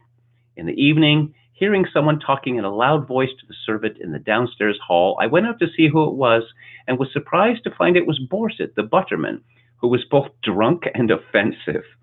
Borset, on seeing me, said he would be hanged if we would ever serve city clerks anymore. The game wasn't worth the candle. I restrained my feelings and quietly remarked that I thought it was possible for a city clerk to be a gentleman. He replied he was very glad to hear it and wanted to know whether I had ever come across one, for he hadn't. He left the door, slamming the door after him, which nearly broke the fanlight, and I heard him fall over the scraper, which made me feel glad I hadn't removed it. When he had gone, I thought of a splendid answer I ought to have given him. However, I will keep it for another occasion. Being Saturday, I looked forward to being home early and putting a few things straight. But 2 of our principals at the office were absent through illness, and I did not get home till 7. Found Borset waiting. He had been 3 times during the day to apologize for his conduct last night. He said he was unable to take his bank holiday last Monday and took it last night instead. So we see this pattern throughout the book, that Pooter is helpless with servants, that they are all incompetent or perhaps even malicious. and he doesn't have it in his heart to sack them. Neither does he have the wherewithal to, I don't know, to lay down the law to them, to frighten them, if possible, into doing a decent job. And there's just an endless litany of things done wrong, of eggs that are off, that meat that is off, that clothes that are mended improperly or at far too much expense, or simply everything is done in a way that he does not want. Now, Pooter sets great store by his friends, Gowing and Cumming, except that they are not very good friends. Gowing is he's quite a malicious fellow, very sarcastic. Cummings is a self-pitying bore, even more of a bore than Pooter is himself. There's a running joke throughout the book that he has injured himself or that he has been quite ill, and yet none of his so-called friends have come to visit him. Well, you see, the joke is on Pooter because Pooter is constantly providing hospitality to his friends, and he is not getting any in return. And he doesn't seem to notice that he is being taken advantage of, that Gowing and Cummings understand that they can just show up at Chez Pooter at any time, and they will be given tea, or perhaps wine, port, some kind of alcoholic beverages and food. But Gowing actually invites the two others to his house, and of course he's not there. And the proprietor of the house is very rude with Pooter, and Cummings saying that he is just one of the people who live here. He's gone off to Croydon, and away with you, that sort of thing. There is a very amusing. We learn about the law of pubs, that they're closed on Sundays during certain hours at that time. Until Tony Blair's time, pub laws were very restrictive. For instance, they had to close every afternoon at 2:00. Now it's 24-day drinking in Britain now. But so they come to this rural pub, and Pooter is asked where he's from, and he says Holloway. Well, you know that you can't drink here. Meanwhile, Gowing and Cummings make up fictitious addresses in the country, and so they go in, and there's Pooter outside for an hour. Now, you and I would be furious at this, but Pooter is put out at what he sees as their lack of manners. But as frequently happens, this is turned on him, that somehow he is the offending party. Now, the world of Pooter is the same world as Louis Gascoigne, in Kind Hearts and Coronets. Apart from him being a serial murderer, that you start with a firm, and then you show that you're diligent and intelligent, and then you work your way up, and then one day you may find yourself a senior clerk. And this is the path that Pooter is on, and he has no difficulty with it. It seems the way of the world, the way the world should be. Although late in the book, there's this dark note when he meets some nouveau riche, and he says ominously that I begin to suspect that money is not apportioned correctly. A very radical thought in 1890. Lupin, his son, has no interest in that kind of work. He's a speculator. And of course, the 1890s, or around the time of the Boer War, Well, Britain went to war. They fought two wars against the Dutch in South Africa on behalf of the landlords who were speculators. Why spend, I don't know, 9, 10 days in an office, 5 days a week, and then a half day on Saturday, wasting away your life this way when you could take a flyer on a stock? Uh, Pooter, we learned, gets a $100 increase, a £100 increase in his salary. These are times when one could live very comfortably on £300 a year, and he is shocked and appalled, as they say, when his son Lupin announces that he has made £200 in a single day on a stock tip. Now, of course, the stock exchanges were hardly regulated in those days. Lupin, of course, believes that, well, if I made £200 every day, that is to say, if I made more than the average annual wage every single day, well, yes, obviously, this is the kind of math that we associate with members of the New York Times editorial board. Looper becomes a cropper, but he engages his father in his speculation. And of course, this is another one of Pooter's weaknesses, is that he has very little strength of character, that he can be easily bullied. He's bullied into taking part into a stock speculation, and he is bullied into taking part in spiritualism. And he can't really bear the thought of giving offense. And, obviously this makes him weak, but it makes him lovable, because it is a good thing to not want to give offense, certainly not needlessly. But there's really a sense in the Diary of a Nobody that the Grossmiths have written an obituary for an era that has not yet ended. And I'll give you another example. I'll read again from the book. May 10th, received a letter from Mr. Franching of Peckham, which was quite rural at that time, asking us to dine with him tonight at 7 o'clock to meet Mr. Hardford Huttle, a very clever writer for the American papers. I must say it was quite a distinguished party. Although we did not know anyone personally, they all seemed to be quite swells. Franching had got a professional waiter and evidently spared no expense. There were flowers on the table round some fairy lamps, and the effect, I must say, was exquisite.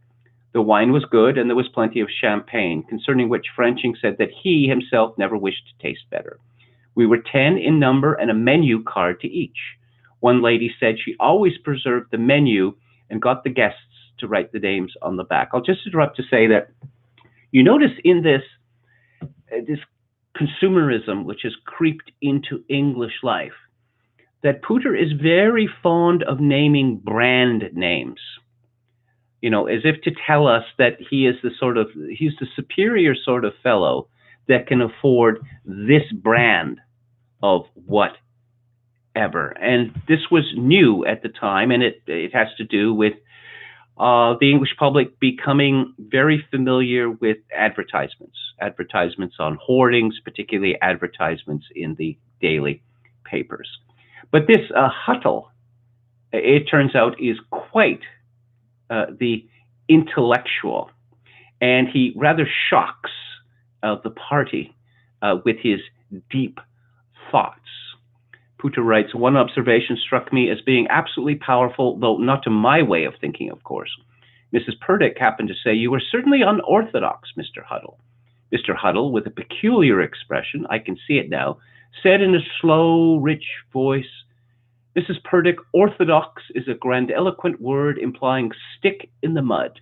If Columbus and Stevenson had been orthodox, there would neither have been the discovery of America nor the steam engine. There was quite a silence. It appeared to me that such teaching was absolutely dangerous, and yet I felt, in fact, we must have all felt, there was no answer to the argument. A little later on, Mrs. Purdick, who is Franching's sister and also acted as hostess, rose from the table, and Mr. Huddle said, "Why, ladies, do you deprive us of your company so soon? Why not wait while we have our cigars?" You see, that was the convention that after the end of a meal, the ladies would retire to another room, and the men would talk alone, drinking their brandy or port and smoking their cigars. But we see that Huttle is a early feminist. And I shall never forget the words, Putter writes, happy medium had upon him. He was brilliant and most daring in his interpretation of the words. He positively alarmed me. He said something like the following, happy medium indeed. Do you know happy medium are two words which mean miserable mediocrity? I say go first class or third. Marry a duchess or her kitchen maid. The happy medium means respectability, and respectability means insipidness, does it not, Mr. Pooter? I was so taken aback by being personally appealed to that I could only bow apologetically and say I feared I was not competent to offer an opinion. Carrie was about to say something, but she was interrupted, for which I was rather pleased, for she is not clever at argument, and one has to be extra clever to discuss a subject with a man like Mr. Tuttle. Tuttle continues, the happy medium is nothing more or less than a vulgar half measure. A man who loves champagne and finding a pint too little, fears to face a whole bottle and has recourse to an imperial pint, will never build a Brooklyn Bridge or an Eiffel Tower. No, he is half-hearted. He is a half measure, respectable. In fact, a happy medium, and will spend the rest of his days in a suburban villa with a stucco column portico resembling a four-post bedstead. And the joke is that this Huddle fellow insults every single person at the party, but he is so full of himself that he doesn't notice that he is doing this, and the people in the party are so eager not to take offense, and they're so dazzled by this fellow, an intellectual in our midst. Imagine that they consider him to be a some sort of latter-day Solon. The Diary of a Nobody has been acclaimed by everyone from Evelyn Waugh to Wyndham Lewis, and it'd be difficult to think of two more different men. As Evelyn Waugh called it, the funniest book in the world. Wyndham Lewis said, anyone calling himself a civilized man should have a copy at home, and I must say that I agree.